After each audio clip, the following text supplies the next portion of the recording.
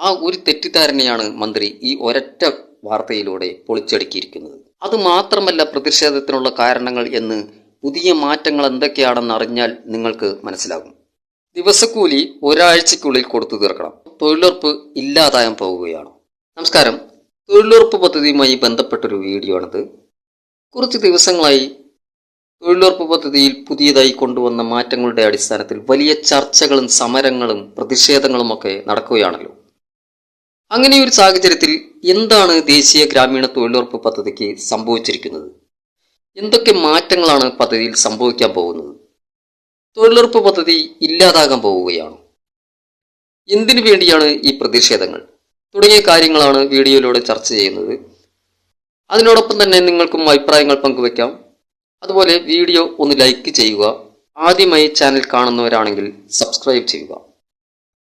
ആദ്യം തന്നെ ഈ അടുത്ത ദിവസം ഒരു ഓൺലൈൻ മാധ്യമത്തിൽ വന്നിട്ടുള്ള ഒരു വാർത്ത വായിച്ചു കേൾപ്പിക്കാം. അതിനുശേഷം ബാക്കി കാര്യങ്ങൾ പറയാം. ആ വാർത്ത ഇങ്ങനെയാണ്, കേട്ടോളൂ. ദേശീയ തൊഴിലുറപ്പ് പദ്ധതി കേന്ദ്രത്തിൻ്റെതെന്ന് തുറന്നു പറഞ്ഞ് മന്ത്രി എം.പി. രാജേഷ്. ദേശീയ തൊഴിലുറപ്പ് പദ്ധതി പൂർണ്ണമായും കേന്ദ്രത്തിൻ്റെതാണെന്നും അതിൻ്റെ 90% ഫണ്ടും കേന്ദ്ര സർക്കാരാണ് വഹിക്കുന്നതെന്നും തുറന്നു പറഞ്ഞ് തദ്ദേശ സ്വയംഭരണ വകുപ്പ് മന്ത്രി എം.പി. രാജേഷ്. മെറ്റീരിയൽ ഘടകത്തിന്റെ 25% തുക മാത്രമാണ് സംസ്ഥാനം വഹിക്കുന്നത്. 125 തൊഴിൽ ദിനങ്ങളായി ഉയർത്തുമെന്നത് പൊള്ളയായ വാഗ്ദാനമാണ്. നിലവിലെ 40% അധിക ബാധ്യത സംസ്ഥാന സർക്കാരിന്റെ തലയിൽ കെട്ടിവെക്കുകയാണെന്നും മന്ത്രി പറഞ്ഞു. പ്രതിവർഷം ശരാശരി 4000 കോടി രൂപയാണ് സംസ്ഥാനത്ത് തൊഴിലുറപ്പ് പദ്ധതിക്ക് ചെലവായി വരുന്നത്. ഇതിന്റെ 90% കേന്ദ്ര സർക്കാരാണ് വഹിക്കുന്നത്. പദ്ധതിയുടെ ചെലവ് വിഹിതം 60:40 എന്ന അനുപാതത്തിലേക്ക് മാറ്റുമ്പോൾ ആകെ ചെലവിന്റെ 40% സംസ്ഥാന സർക്കാർ വഹിക്കേണ്ടി വരും. ഇത് സംസ്ഥാനത്തിന് വലിയ ബാധ്യതയാണ് ഉണ്ടാക്കുക. വാർത്ത അങ്ങനെ തുടരുകയാണ്. ഇതാണ് ചുരുക്കം. ഇതുവരെ നാം കണ്ടുവന്നിരുന്നത് രാഷ്ട്രീയ പരിപാടികളിൽ ആളെ തികയ്ക്കാൻ വേണ്ടി തൊഴിലുറപ്പ് തൊഴിലാളികളെ അണിനിരത്തുന്ന കാഴ്ചകളാണ്. പരിപാടിയിൽ പങ്കെടുത്തില്ലെങ്കിൽ തൊഴിൽ ലഭിക്കില്ല, ഞങ്ങളാണ് നിങ്ങൾക്ക് ജോലിയുണ്ടാക്കി തരുന്നതും കൂലി തരുന്നതും എന്ന മട്ടിലുള്ള തെറ്റിദ്ധാരണകൾ ഉണ്ടാക്കി അതിൽ ഭയം പൂണ്ടാണ് പാവപ്പെട്ട തൊഴിലാളികൾ അതിന് വഴങ്ങിയിരുന്നതെന്ന് വേണം നാം കരുതാൻ. ആ ഒരു തെറ്റിദ്ധാരണയാണ് മന്ത്രി ഈ ഒരൊറ്റ വാർത്തയിലൂടെ പൊളിച്ചടുക്കിയിരിക്കുന്നത്. ഒരു കാര്യം കൂടി ഓർമ്മപ്പെടുത്തട്ടെ. വെറും 10% വിഹിതം കൊടുത്തുകൊണ്ടാണ് തൊഴിലുറപ്പ് തൊഴിലാളികളെ ഇത്രമാത്രം സ്വാധീനിക്കാനും പാർട്ടി പരിപാടികളിൽ പങ്കെടുപ്പിക്കാനും കഴിഞ്ഞിരുന്നതെങ്കിൽ ഇനി ഈ 40% വിഹിതം കൂടി കൊടുക്കാൻ തുടങ്ങിയാലുള്ള അവസ്ഥ എന്തായിരിക്കുമെന്നും കൂടി ഓർക്കുന്നത് നന്നായിരിക്കും. തൊഴിലുറപ്പ് തൊഴിലിന് പോകുന്ന സഹോദരി സഹോദരന്മാരോട് ഒരു കാര്യം മാത്രം പറയട്ടെ. നിങ്ങൾ ചെയ്യുന്ന ജോലിയുടെ 90% കൂലിയും ഇതുവരെ തന്നുകൊണ്ടിരുന്നത് കേന്ദ്ര സർക്കാരാണെന്ന് ഇനിയെങ്കിലും മനസ്സിലാക്കുക. ഇനി അത് 60% കേന്ദ്ര സർക്കാരും 40% സംസ്ഥാന സർക്കാരും എന്ന നിലയിലേക്ക് മാറാൻ പോവുകയാണ്. കൂലി കേന്ദ്ര സർക്കാർ തന്നാലും സംസ്ഥാന സർക്കാർ തന്നാലും നിങ്ങൾ ചെയ്യുന്ന ജോലിക്കുള്ള കൂലിയാണ് തരുന്നത്, അല്ലാതെ നിങ്ങൾക്ക് സൗജന്യമായി ആരും തരുന്നതല്ല. അതുകൊണ്ട് തന്നെ നിങ്ങൾ ഒരു രാഷ്ട്രീയ പാർട്ടിയുടെയും പരിപാടിക്ക് പോകണമെന്ന് ഒരു കട്ടായവുമില്ല.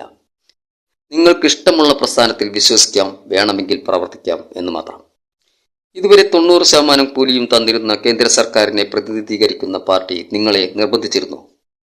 എവിടെ പോകണം, എവിടെ നിൽക്കണം എന്നതൊക്കെ നിങ്ങളുടെ സ്വാതന്ത്ര്യമാണ് എന്ന് മാത്രം മനസ്സിലാക്കുക. ഇനി തൊഴിലുറപ്പ് പദ്ധതിയുടെ പുതിയ കാര്യങ്ങളിലേക്ക് വരാം. മഹാത്മാഗാന്ധി ദേശീയ ഗ്രാമീണ തൊഴിലുറപ്പ് പദ്ധതിയുടെ പേരും ചട്ടങ്ങളും മാറ്റാനുള്ള ബിൽ മന്ത്രി ശിവരാജ് സിംഗ് ചൗഹാൻ ലോക്സഭയിൽ അവതരിപ്പിച്ചു. തൊഴിലുറപ്പ് പദ്ധതിയുടെ പേരിൽ നിന്ന് രാഷ്ട്രപിതാവിന്റെ പേര് ഒഴിവാക്കാനുള്ള തീരുമാനത്തിനെതിരെയാണ് പ്രതിപക്ഷ പാർട്ടികളുടെ പ്രതിഷേധം. തൊഴിലുറപ്പ് പദ്ധതിയുടെ പേര് Viksit Bharat guarantee for Rozgar and Ajeevika mission Gramin എന്നാക്കി മാറ്റുകയാണ്. അതിനോടൊപ്പം ഒട്ടേറെ ഗുണപരമായ മാറ്റങ്ങളുമുണ്ട്. 2005 പാർലമെന്റ് പാസാക്കിയ നിയമപ്രകാരം 2006 മുതലാണ് ദേശീയ ഗ്രാമീണ തൊഴിലുറപ്പ് പദ്ധതി നടപ്പാക്കി തുടങ്ങിയത്. 2008 അത് എല്ലാ ജില്ലകളിലേക്കും വ്യാപിപ്പിച്ചു. 2009 അന്നത്തെ പ്രധാനമന്ത്രിയായിരുന്ന ഡോക്ടർ മൻമോഹൻ സിംഗ് ആണ് പദ്ധതിയുടെ പേരിനോടൊപ്പം മഹാത്മാഗാന്ധി എന്നുകൂടി കൂട്ടിച്ചേർത്ത് മഹാത്മാഗാന്ധി ദേശീയ ഗ്രാമീണ തൊഴിലുറപ്പ് പദ്ധതി എന്നാക്കിയത്. ഗ്രാമീണ മേഖലയുടെ ശാക്തീകരണം ലക്ഷ്യമാക്കി 2005 UPA സർക്കാർ കൊണ്ടുവന്ന പദ്ധതിയുടെ പേരും രൂപവും സ്വഭാവവും മാറുകയാണ് കേന്ദ്രത്തിന്റെ പുതിയ ബില്ലിലൂടെ.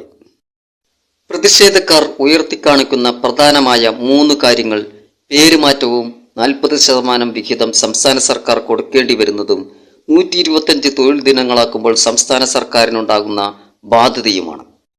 അതുമാത്രമല്ല പ്രതിഷേധത്തിനുള്ള കാരണങ്ങൾ എന്ന് പുതിയ മാറ്റങ്ങൾ എന്തൊക്കെയാണെന്ന് അറിഞ്ഞാൽ നിങ്ങൾക്ക് മനസ്സിലാകും. അവർക്ക് ക്ഷീണമുണ്ടാക്കുന്ന ഒട്ടേറെ കാര്യങ്ങൾ ഈ മാറ്റങ്ങളിലുണ്ട്. അത് എന്തൊക്കെയാണെന്ന് നിങ്ങൾ തന്നെ വിലയിരുത്തുക. പുതിയ മാറ്റങ്ങളെക്കുറിച്ച് ചുരുക്കത്തിൽ: ഗ്രാമവികസന പ്രവർത്തനങ്ങൾ കൂടുതൽ വിപുലവും സമഗ്രവും ഫലത്തെ അടിസ്ഥാനമാക്കിയുള്ളതുമാവും. 100 ദിവസത്തിൽ നിന്ന് 125 ദിവസമായി തൊഴിൽ ഗ്യാരണ്ടി വർദ്ധിപ്പിക്കും. ഇതിലൂടെ ഒരു തൊഴിലാളിക്ക് ഒരു വർഷം ഏകദേശം 50,000 രൂപയോളം വരുമാനം ലഭിക്കും.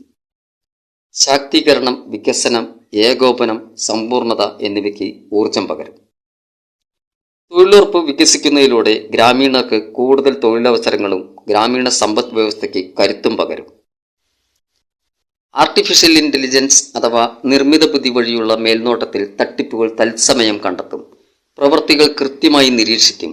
ഇത്തരത്തിൽ 100% സുതാര്യത ഉറപ്പാക്കും. ബയോമെട്രിക് ആൻഡ് GPS നിരീക്ഷണത്തിലൂടെ തൊഴിലാളികളുടെ തത്സമയ ഹാജർ ഉറപ്പാക്കും. നിർമ്മാണ പ്രവർത്തനങ്ങളുടെ പുരോഗതി ട്രാക്ക് ചെയ്യും. ഡിജിറ്റൽ പേയ്മെന്റിലൂടെ ആഴ്ചതോറും ഗുണഭോക്താക്കളുടെ ബാങ്ക് അക്കൗണ്ടിലേക്ക് ഇടനിലക്കാരില്ലാതെ നേരിട്ട് പണമെത്തും. കന്നുകാലി വളർത്തൽ, മത്സ്യകൃഷി, കൃഷി, പുനർനിർമ്മാണം, നൈപുണ്യ വികസനം, വിപണി എന്നിവയിൽ കൂടുതൽ ശ്രദ്ധ കേന്ദ്രീകരിക്കും. ജലസുരക്ഷയും ജലസംരക്ഷണവുമായി ബന്ധപ്പെട്ട പ്രവർത്തനങ്ങൾക്കും വലിയ പ്രാധാന്യം നൽകുകയും വികസിത ഭാരതം എന്ന കാഴ്ചപ്പാടിന് കൂടുതൽ ശക്തി പകരുകയും ചെയ്യും. ഗ്രാമങ്ങളിലെ അടിസ്ഥാന സൗകര്യങ്ങൾ കൂടുതൽ ശക്തിപ്പെടുത്തും. ഗ്രാമീണ ജനതയ്ക്ക് ഉപജീവനത്തിനുള്ള അവസരങ്ങൾ വിപുലീകരിക്കും. വീട് പണിക്ക് 95 ദിവസത്തെ തൊഴിലുറപ്പ് കൂലി ലഭിക്കും. ടോയ്ലറ്റ് നിർമ്മാണത്തിന് 12,000 രൂപ അധിക സഹായം ലഭിക്കും. കൂടാതെ മാറ്റങ്ങളെ ഉൾക്കൊള്ളാനും അതിജീവിക്കാനുമുള്ള ശേഷി വികസിപ്പിക്കും.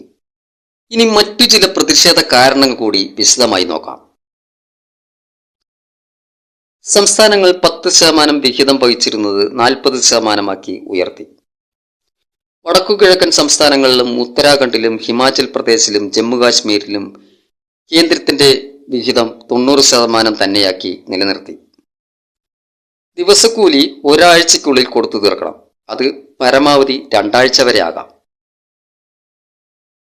15 ദിവസങ്ങൾക്കകം തൊഴിൽ നൽകാനായിട്ടില്ലെങ്കിൽ ഗുണഭോക്താക്കൾക്ക് സംസ്ഥാന സർക്കാർ തൊഴിലില്ലായ്മ വേതനം നൽകണം. അനുവദിക്കുന്ന വിഹിതത്തിന് മുകളിലേക്ക് ചെലവ് വന്നാൽ അത് സംസ്ഥാന സർക്കാർ വഹിക്കണം. കാർഷിക വിളവെടുപ്പിന്റെ മൂർധന്യ ഘട്ടങ്ങളിൽ മറ്റു തൊഴിലുകൾ അനുവദിക്കരുത്. എന്നാൽ പരമാവധി 60 ദിവസം വരെ ആകാം. ഇത് ഓരോ സാമ്പത്തിക വർഷവും മുൻകൂട്ടി വിജ്ഞാപനം ചെയ്യണം. അനുവദിക്കുന്ന ഫണ്ടിന്റെ വിനിയോഗത്തിൽ എന്തെങ്കിലും തരത്തിലുള്ള ക്രമക്കേടോ ദുരുപയോഗമോ സംബന്ധിച്ച പരാതി ലഭിക്കുകയും കേന്ദ്രത്തിന് ബോധ്യപ്പെടുകയും ചെയ്താൽ അന്വേഷണം നടത്തുകയോ ഫണ്ട് തടഞ്ഞു വെക്കുകയോ ക്രമക്കേട് പരിഹരിക്കാൻ നിർദ്ദേശിക്കുകയോ ആവാം. നിയമം പ്രാബല്യത്തിലായി 6 മാസത്തിനകം വ്യവസ്ഥകൾക്കനുസരിച്ചുള്ള പദ്ധതി സംസ്ഥാന സർക്കാർ തയ്യാറാക്കണം. അത് 2047 വികസിത ഭാരതം എന്ന കാഴ്ചപ്പാടിനനുസൃതമായ പദ്ധതിയായിരിക്കണം. ജലസുരക്ഷയും അനുബന്ധ ജോലികളും, നിർണായക ഗ്രാമീണ അടിസ്ഥാന സൗകര്യം, ജീവനോപാധിയുമായി ബന്ധപ്പെട്ട അടിസ്ഥാന സൗകര്യം, അതിതീവ്ര കാലാവസ്ഥ സൃഷ്ടിക്കുന്ന ദുരന്ത പദ്ധതികളുടെ ലഘൂകരണം തുടങ്ങിയ 4 മേഖലകളിലൂന്നിയാകണം തൊഴിലുറപ്പ് പദ്ധതി. ഗ്രാമപഞ്ചായത്തുകൾ തയ്യാറാക്കുന്ന വികസിത ഗ്രാമപഞ്ചായത്ത് പ്ലാനുകൾ അനുസരിച്ച് തൊഴിലുകൾ ആസൂത്രണം ചെയ്യണം. ഇതിനെ PM ഗതിശക്തി മാസ്റ്റർ പ്ലാനുമായി സംയോജിപ്പിക്കണം. പ്രകൃതിക്ഷോഭം പോലുള്ള അസാധാരണ സാഹചര്യങ്ങളിൽ അനുവദനീയ തൊഴിൽ ദിനങ്ങളുടെ എണ്ണം കൂട്ടുന്നതടക്കമുള്ള ഇളവുകളാവാം. പദ്ധതി നടത്തിപ്പിനായി കേന്ദ്ര ഗ്രാമീൺ റോസ്ഗർ ഗ്യാരണ്ടി കൗൺസിൽ. ഈ കൗൺസിലിൽ ചെയർപേഴ്സണും കേന്ദ്ര സംസ്ഥാന സർക്കാരുകളുടെ പ്രതിനിധികൾക്കും പുറമെ പഞ്ചായത്തി രാജ് സ്ഥാപനങ്ങളുടെയും തൊഴിലാളി സംഘടനകളുടെയും 15-ൽ കുറയാത്ത പ്രതിനിധികളും കേന്ദ്ര ജോയിന്റ് സെക്രട്ടറി പദവിയിൽ കുറയാത്ത ഒരു മെമ്പർ സെക്രട്ടറിയും ഉണ്ടാകണം. ഇതുപോലെ സംസ്ഥാന തലങ്ങളിൽ സ്റ്റേറ്റ് ഗ്രാമീൺ റോസ്ഗാർ കൗൺസിലുകളും ഉണ്ടാവും. പദ്ധതി നടത്തിപ്പിൽ സംസ്ഥാന സർക്കാരുകളെ ഉപദേശിക്കൽ, നടത്തിപ്പ് വിലയിരുത്തൽ, പരാതി പരിഹാരങ്ങൾ കണ്ടെത്തൽ, വാർഷിക റിപ്പോർട്ട് തയ്യാറാക്കൽ തുടങ്ങിയവയായിരിക്കും ചുമതലകൾ.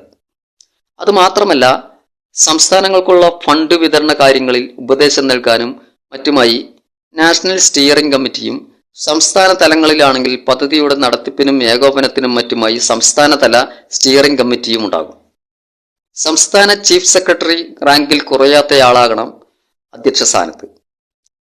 പഞ്ചായത്ത് തലത്തിൽ പദ്ധതി ആസൂത്രണത്തിനും മറ്റുമായി പ്രിൻസിപ്പൽ അതോറിറ്റികൾ ഉണ്ടാകും. ജില്ലാ കളക്ടറുടെ റാങ്കിൽ കുറയാത്ത ജില്ലാ പ്രോഗ്രാം ഓഫീസറും ഉണ്ടാകും. ഗ്രാമസഭകൾ കൃത്യമായ സോഷ്യൽ ഓഡിറ്റ് നടത്തണം.